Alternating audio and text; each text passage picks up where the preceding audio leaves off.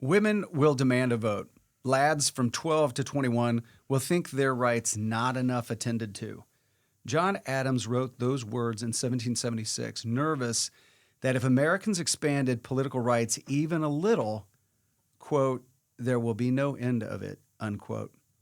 That anxiety, who belongs in the new republic, haunts our story today. So this is a moment when Americans were asking themselves some of the most fundamental questions in our history. What kind of republic are we actually going to build here? And more importantly, who belongs in it? The revolution had undoubtedly unleashed powerful ideas about liberty and civic virtue. Jefferson's yeoman farmer becomes the symbol of that vision. But lofty ideals are going to run headfirst into practical problems. We got war debt, rebellion, and the weakness of a government that could barely function under the so-called Articles of Confederation.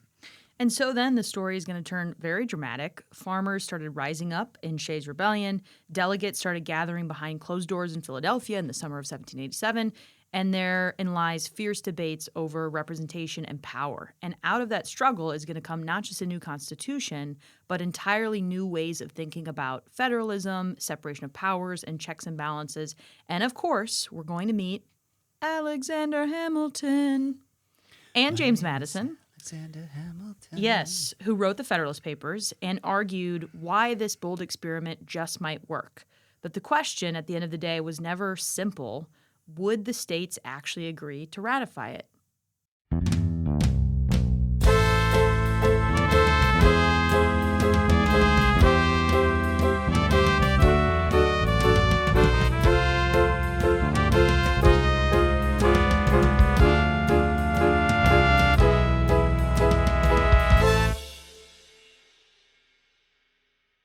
We are independent, and that calls for... we won the war. Revere. Paul Revere's right. Gotta get that Paul Revere. Gotta get that Paul Revere. When do you think that's going to get old? Never. That part? Oh my God, that will never get old. No, I didn't think so. We've gotten a lot of feedback about how wonderful this new sound machine is, how people Now love... define a lot of feedback. Was it one person? No, it was more than one. I think it was two. But people love that sound. People think it's really funny. And we have something to celebrate here. Independence time. Come on. So after independence, we declared in 1776. We win it. By 1783, Americans are going to agree on republicanism. This is a system where power comes from the people and survives only if citizens possess civic virtue. This is my thing. Define this. What does this mean? Yes. My entire APUSH class is centered around the idea of civic virtue. This means that we must have citizens in this republic who are educated, who are informed, and who voluntarily participate to make larger society better, not just based on what their own individual needs and wants are, but what is best for the community. And so every day when my students leave my class, when the bell rings, I say, ask not what your country can do for you, ask what you can do for your country. Be virtuous. You think that keeps them in line? Huge. I think that lands every time. Now, we have homecoming this weekend. Do you think they'll remain virtuous? Well, they will. And I told will. them at homecoming, there's no reason to have awkward silence at homecoming because they can merely talk about the Federalist Papers. I said, when it gets awkward with your crush, just say, have you ever thought about if men were angels, no government would be necessary? And then I told them how once they say that line, their crush's mind is going to be blown from Federalist 51 and James Madison's amazing words. And everything's going to work out perfectly for them. And at the end of the night, they're going to look up and think, thank you, James Madison. Thank you, Federalist 51. Thank you, Miss Keltner.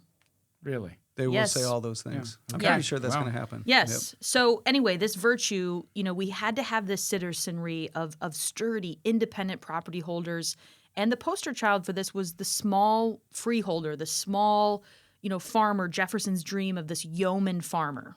Yeah, and Jefferson's got this line where he says, quote, dependence begets subservience and venality, which is quite a line. And what he means by that basically is when you are dependent on another person for your income or for your job or for your worth, inherently you're going to be subservient to them and you're not going to be able to really live an independent life And that would include in the realm of politics. Like, how could you would have to, he was afraid that people would basically have to vote for whoever they were told to vote for, because if they didn't, they could be fired or lose their job. So the logic here, people economically dependent on others can't truly be free citizens. So given that mantra, this really brings home the ideal that this was an exclusive thing. The rights of citizenship extended mostly to whom? To white male property holders. So women, enslaved people, free black Americans,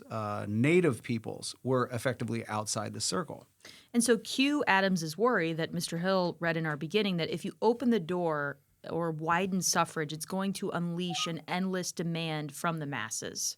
Yeah, and this becomes critical when you think about the founding fathers. And I think most people would be shocked to realize how little faith founding fathers had in people. Yeah, they saw the people, the common people as the masses, as the mob almost, who The dirty, unwashed masses. right, who wouldn't be able to have the knowledge or have the patience or the would you say like classiness or just Well, I think worldliness. Like worldliness, they felt like most people couldn't pick up a complicated article like a Federalist paper and truly understand its meaning, that most people were so concerned with just surviving that how could they weren't independent. They didn't have the ability to think for themselves. And so you were trusting a republic inherently has to trust people to participate. And if you don't trust the people, can you really have a republic? That's a question they got to answer. Sounding a bit sad.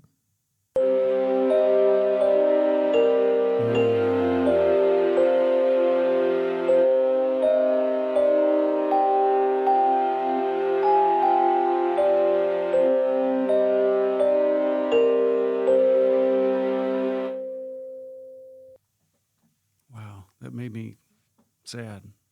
The music.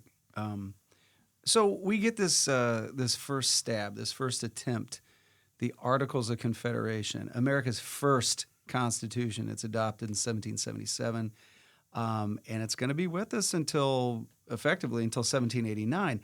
Deliberately keeping the center weak. You had a one-house Congress, no executive branch, no independent judiciary, no power to tax, to regulate trade, to draft troops.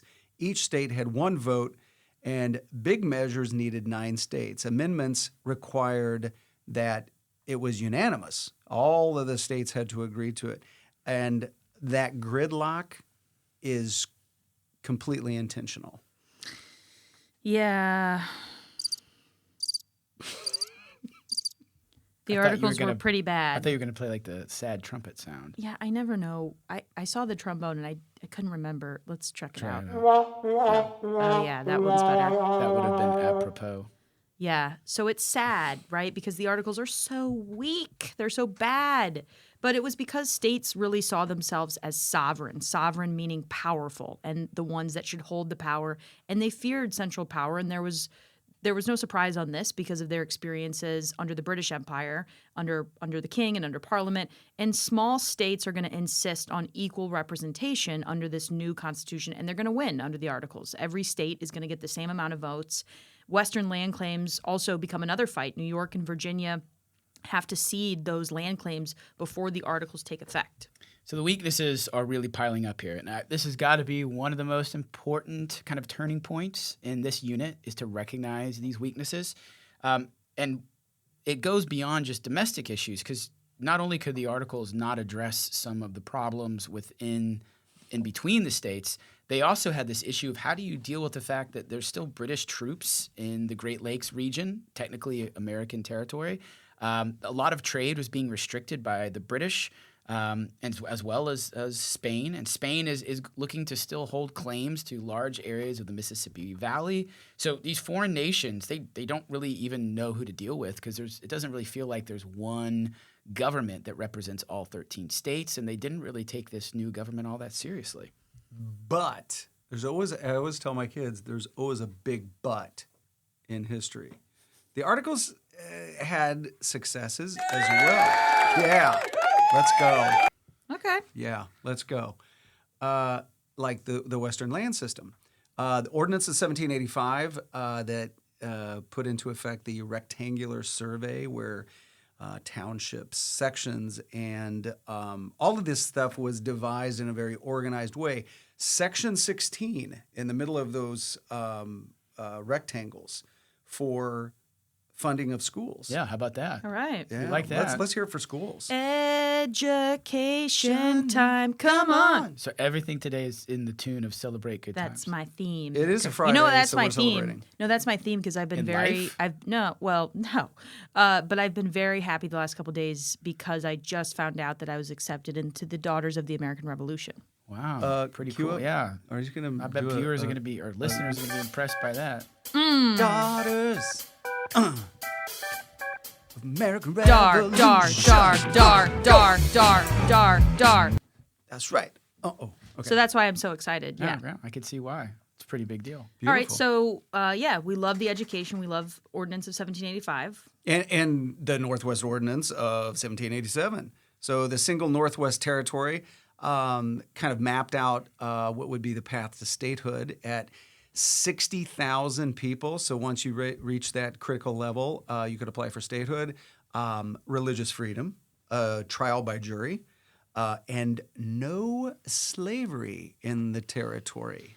And that's huge. It's a big deal. That anti-slavery clause that actually read, quote, "There shall be neither slavery nor involuntary servitude in the said territory." And this is a huge sectional marker at the Ohio River. And that really makes us realize, and if we're looking back to what the founders really intended and really wanted, the fact that they leave the Northwest Territory as free of slavery is very telling.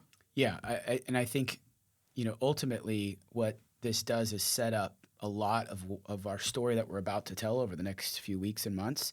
A lot of it really begins with this decision to kind of create this line of separation between freedom and slavery. But hold on, before we can focus on Western expansion, there's a reality check here because this wasn't just the Northwest Territory was not this peaceful place that was completely uninhabited. Because the policy ultimately is going to collide with indigenous nations' sovereignty. It's not as if Native Americans simply said, all right, well, that's that, and they moved further west. Instead, it's going to lead to continued conflict in the region. Ultimately, the Ohio country won't be fully settled into the Battle of Fallen Timbers in 1794 and the Treaty of Greenville, where Native Americans are going to basically at the tip of a bayonet point be forced to cede large tracts of land and pave the way for U.S. settlement. And Sorry. Were you not? well, We weren't ready for that. I'm so mean, sorry. I did it. Now I feel like you were trying to rush me there. No, You tried to cut me off. I'm so sorry. I mean, I thought it would be a good point to say. It's okay, like, Mr. Earl. You can laugh into the mic. I thought, I put a little note there like this, I quote, maybe we could briefly explain how this sets up the frontier and the importance of Western statehood along with manifest destiny. This is live, everybody. Yeah. Okay? So you get to see all of us, Yeah. not just some of us. That's right. Right, and I thought this would, maybe Not literally, but this is the moment we could be like, hey, this is big. Just whenever This is Miss huge. Kellner's going to cut somebody off, it's like, going a little long. Boom, boom, boom. yes, this boom, is boom, really boom. important because this is going to You set don't have up. to patronize. No, it's going to set up this line of slavery, this divide regionally between North and South, and also the question of the West. What are Western states going to become? Slave states or non-slave states? Yeah, even introduces briefly the very beginnings of an idea we're going to call manifest destiny. Oh, do tell. Well, I think we're going to get there, but this whole I think you could say that from this point on, American history is no longer oriented to the east toward Europe. It's now looking west. Wow, that's quite a statement. Yeah, That is. and then that would have been a good when I said that'd have been the point to hit. Okay, say it one more time. Now oriented toward the west.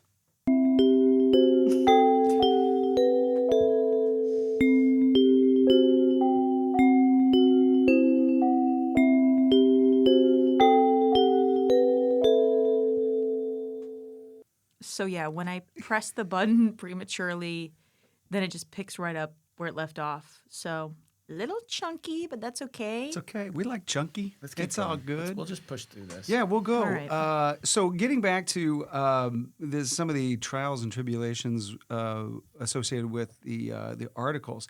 So we have a post-war depression. They were so depressed. They were so poor. They didn't even have a trombone No, they to had to make that noise. They had to make it with their mouths. Got to So- get that Daniel Shays. Got to Gotta get that Daniel Shays. Get that Daniel Shays. So you had a post-war depression that lingered. You had this huge Confederation debt. You had no power to tax. So all of these will manifest into a crisis. Congress could request money, but I mean, how silly is this? It's like you didn't have the power to collect any taxes. So it's like, Virginia, we would like for you guys to give us money, but if you don't feel like it, it's fine. And of course, what did Virginia say? Like, yeah, no. They didn't do it. Yeah, no. So because of this, states are going to turn to their own tax hikes because the federal government, they can tax. They just people are saying no to them. And this is going to indebt many farmers within these states, and they're going to demand paper money and some sort of relief. Tensions are going to boil, and this becomes really highlighted in Massachusetts on the western frontier, way western Massachusetts, where Daniel Shays, who was an American Revolution veteran, he starts leading protests of these poor western farmers to stop state courts from trying to collect debts and to stop foreclosures on farms. And the thing is, the Articles of Confederation didn't really give the federal government a way to step in and put down these types of rebellion. Right. And so people were like, oh boy, this is not going well. Oh, boy. Yeah. And so in the distance, back in Virginia, George Washington is sitting back in his plantation and he at Mount Vernon, and he's like, this is not good. He said, quote, that the nation was fast verging to anarchy and confusion. And he saw this as evidence of the, quote, want of energy in government. Basically saying, like, we got to do something. Got to get that Daniel Shays. Got to get that Daniel Shays. And Massachusetts ended up getting that Daniel Shays. But it was a close call. I mean, they were marching to Boston to burn it down. And so I think other states looked around and they asked themselves, like, what would have happened if that happened to our state? How would we have done this? And so it was this huge clarion call for a government that needed teeth. Yes. Okay. Yeah, so this is 1786 to 1787 because chronology Matters. So you can really use Shays Rebellion as evidence to connect the weaknesses of the Articles of Confederation, the biggest problem being no power to tax and no way to actually enforce federal laws, to push for this 1787 convention. And the purpose of this convention is not going to be to get rid of the Articles of Confederation, but it is going to be to revise them. Alexander Hamilton and James Madison really are the leaders on this call to get together and figure out how do we fix some of these issues.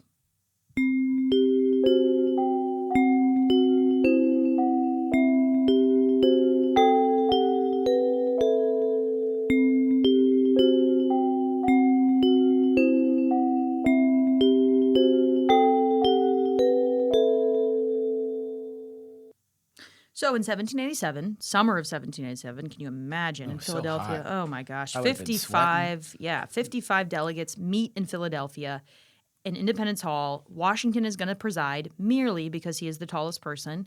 And also, I guess he did a pretty good job. Yeah. I was going to say, I don't know if that's He did a pretty good job. Okay.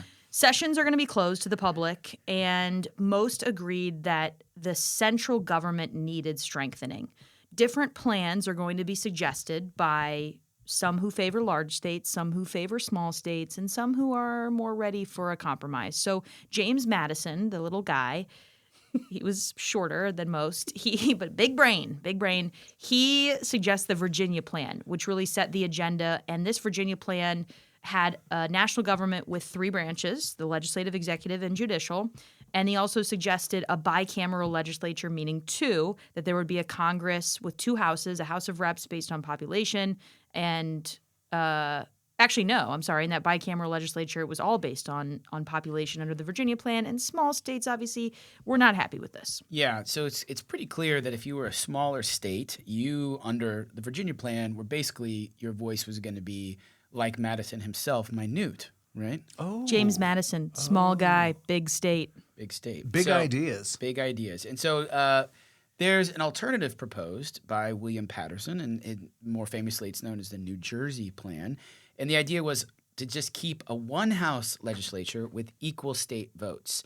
Now, this would have been similar to the problems of the Articles of Confederation, where despite having smaller population, the states would still have an equal voice, and you could see how this might become an issue. But he also added tax and commerce powers. So we're really going to blend these two plans together because the convention is going to reject elements of New Jersey's plan, but the message was pretty clear. Some type of compromise had to rear its head or this whole thing was going to collapse. And so enter the Great Compromise. I think that compromise, that word that has been an earmark of the political landscape in America for so long, it's kind of a lost art form. Yeah, I think we struggle to do that. That's interesting you said that. I had a student today say, how many great compromises were there? I'm like, there used to be a bunch, but now not so much. Henry Clay died. Henry Clay and dies. Then, boom, There's no not more many after that. compromise. We haven't So, gotten there yet, guys. Sorry. We haven't. I'm sorry. Jump in Great, again. great, great, great, great, great, great, great, great. Okay. I'm looking up a Shays. film. I'm looking up a Give the film I Dan used to Shays. show in government, which was about the Constitutional Convention, and it was from the 1970s. It this was is pretty- yeah, hilarious. pretty- Oh, exciting stuff. anything from the 70s is going to be golden. Yeah. You So- searching on Google is pretty good radio. So, so the Great Compromise was this, in a nutshell. So, the House of Representatives would be determined, membership would be determined by state's population. The Senate, everybody got equal representation. So, this is going to make everybody happy. And then you had another separate compromise called the 3/5 clause for representation and direct taxation. And why was it necessary? Well, this is where things get controversial about the Great Compromise because on one hand, you had southern states that were insisting that their slaves be counted as part of their total population so that they would have more representation. But they didn't want them counted as personal property that could be taxed. So they wanted their cake and they wanted to eat it too. Mm-hmm. And then you had northern states that were very much against the expansion of slavery, and they saw this as dangerous. And so ultimately, northern states like, well, if you're going to count slaves as people for representation, then how can you consider them? How can you continue to hold them as property? Like this is philosophically, this doesn't jive. The problem was there's no way that they could get this. Well, I shouldn't say no way. That sounds like I'm making history inevitable. Mm-hmm. But it seemed really nearly impossible to get this new constitution through because if you didn't have the 3/5 clause, you probably weren't going to get any of the southern states to sign on.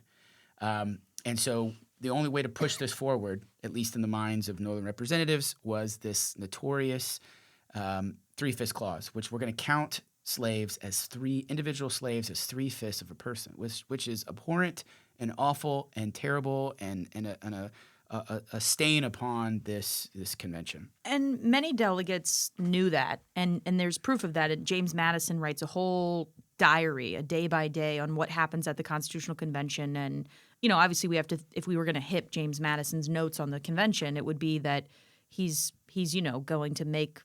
He obviously wants to make himself look good and sound good. It's coming from his own pen. But at the same time, he does detail a lot of these disagreements and this huge divide between those who morally did not believe in the institution of slavery and those who were benefiting from it and wanted to see it continue. Yeah. And I mean, at the end of the day, you have to consider that had this convention dissolved and they not come up with this compromise, it's very likely that they return to their states with nothing to show for it, and the Articles of Confederation continues to weaken, and maybe these states break away, and the whole grand experiment falls flat on its face. Let's not get into hypotheticals. Sure. Okay. So to continue the pieces of the compromise, there was an agreement on barring on ending the slave trade for an additional 20 years to placate the aforementioned Southern delegates. And so it was all accepted July 16th, 1787. And then these delegates are going to quietly change the ratification rules. And they changed it to the Constitution would take effect when 9 states out of 13 ratified in state conventions, special conventions, not state legislatures. So this is also a new sort of political invention of state constitutions. And that move was really crucial.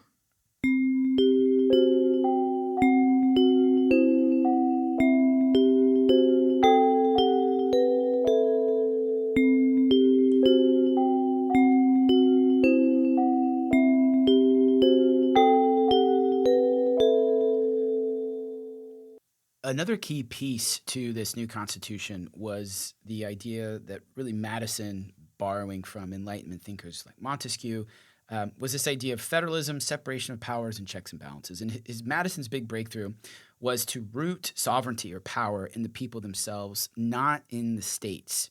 And this is going to allow for a federal system. So we have national and state governments, and they both have power, but the Constitution, consented to by the people, has the supreme law of the land. And in other words, states can govern their own affairs as long as they don't directly conflict with the national government. And in such cases, supremacy of the federal government wins, and we call this the Supremacy Clause. And it's a pretty radical step, and it meant that the Union isn't going to be just this loose partnership of states, but rather a nation that was bound by the authority that the Constitution presented. So, yeah, exactly. So to limit power, the framers, borrowing again from Montesquieu, created separation of powers, checks and balances, legislative, executive, and judicial branches. The design spreads authority to prevent tyranny. So you spread out the power. It's not concentrated in one place. You are going to avoid tyranny. So let's explain how this worked.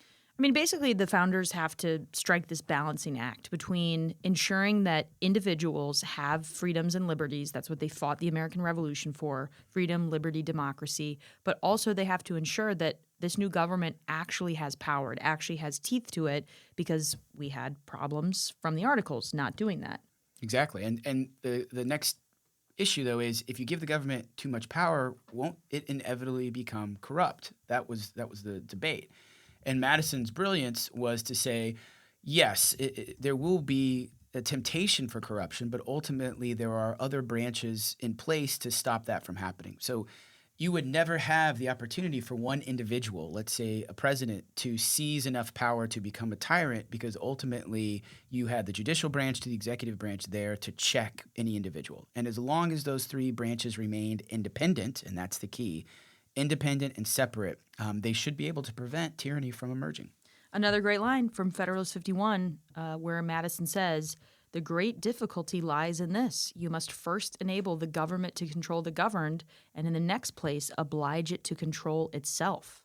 Boom. Yeah, it's a tough balance to strike, and historians have long debated the framers' motives in all of this. And in the late 19th century, John Fiske portrayed the Constitution as a heroic rescue of a nation teetering on the edge of chaos. But in the 20th century, Charles Beard, who we talked about last week, he really flips that view, and he argues that the Constitution was less about saving democracy and more about protecting the economic interests of elites, that bondholders, merchants, large landowners were really only thinking about themselves in all of this. But more recent scholarship tends to see truth in both perspectives, actually, that the framers wanted stability, they wanted order, but also they designed a system that did safeguard their own power and their own property.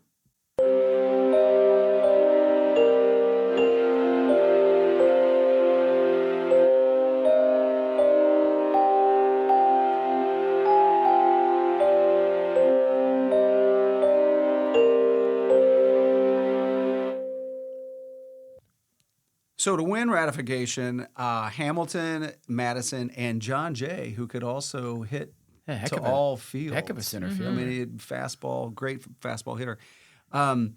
As their collective nom de plume, Publius, published essays known as the Federalist Papers, and this would explain and defend the Constitution. So in Federalist number 10, Madison is going to tackle the idea of faction. And these would be groups who are united and actuated, that's a quote, by passion or interest which is adverse to the rights of others. And his solution isn't to ban factions, but it's actually to extend the sphere, extend the size of the nation so competing interests can check one another in a large republic. And if you combine that with Fed 51, where he gives his famous line, "If men were angels, no government would be necessary. So you first must enable the government to control the governed, and in the next place, oblige it to control itself." Where have I heard that before? Yeah, sorry, I kind of stole your thunder with That's okay. those. I just love Fed 51 so much. Fed 51 's important. And you guys are so like down with the lingo. Like you don't even say Federalist. There's too many syllables. There's No. like Fed. Fed. We don't have If you time don't, for if that. you like, if you say Fed and people don't know what you're talking about, they're like, you don't get it, do you? No. No. Yeah. Okay. So Feds or Federalists were disciplined and they had political star power. They had Washington. They had listen to this lineup: Washington, Franklin, Hamilton, Madison, and a compelling label. The Anti-Federalists, no slouch at all. Patrick Henry, Sam Adams warned the Constitution would raise taxes, weaken states, and favor the well-born, and they demanded a Bill of Rights.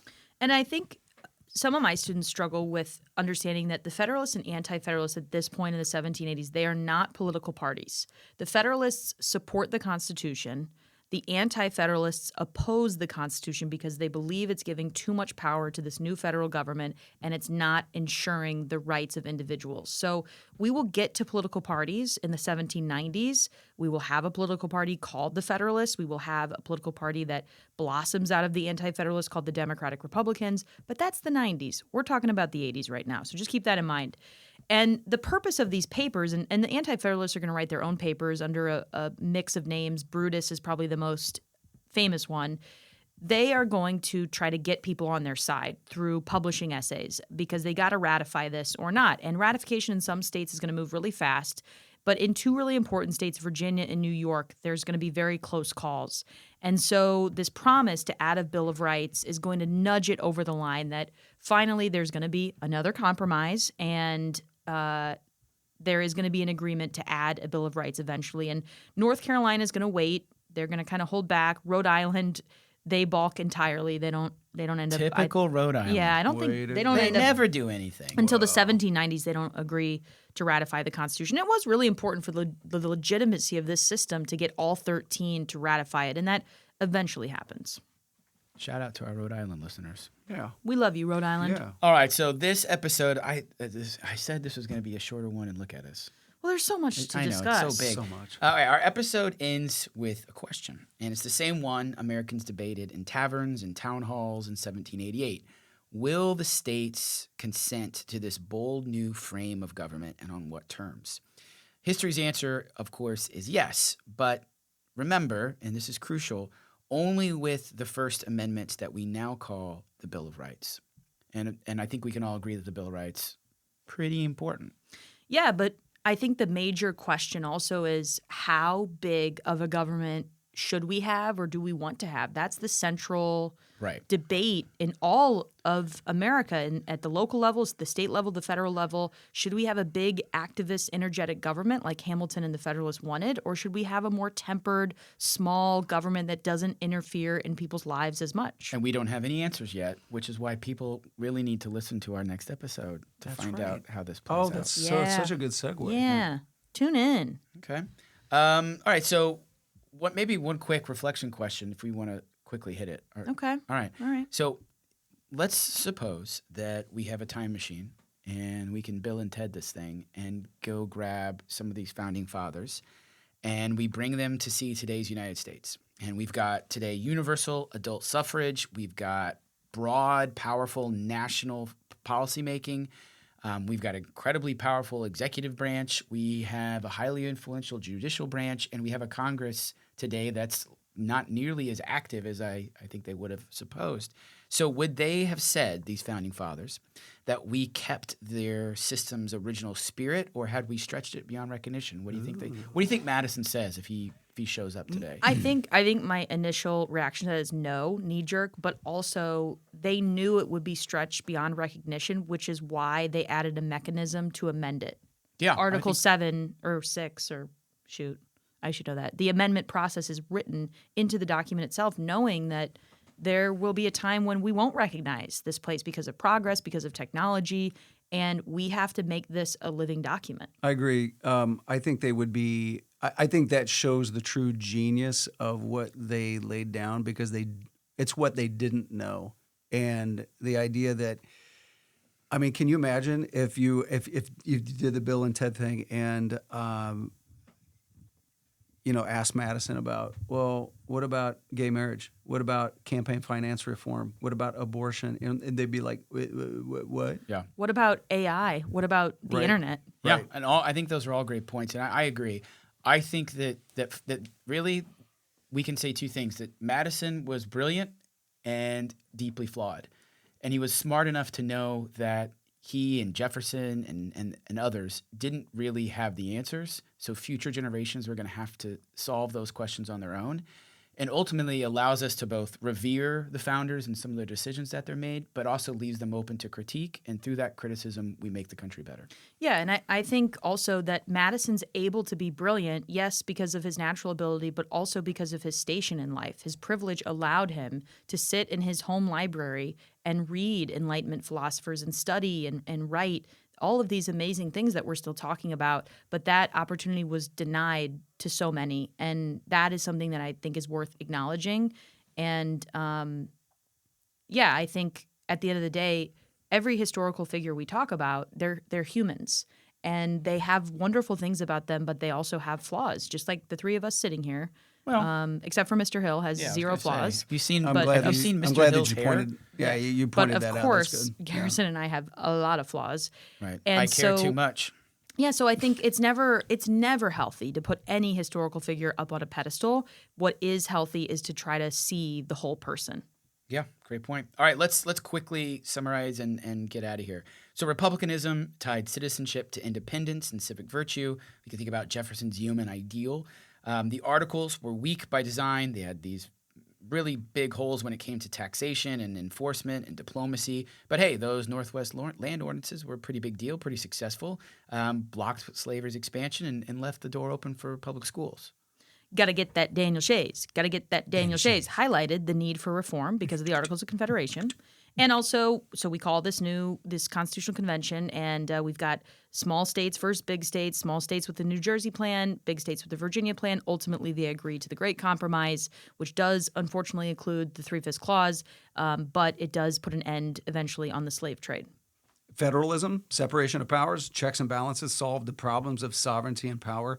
And the two Federalist Papers that we highlighted, 10 and 51, articulate why this structure could tame faction and power. Wow, I think we did well there at the end. I loved it. Yeah. All right, great. So Flawless. thanks, everybody, for tuning in to A Push for All. If you liked the episode, be sure to subscribe on Spotify, Apple iTunes, YouTube. Leave us a review. And if you got a topic you want us to cover, feel free to send us a message on Instagram at A Push for All. Until next time, keep learning from yesterday to make sense of today.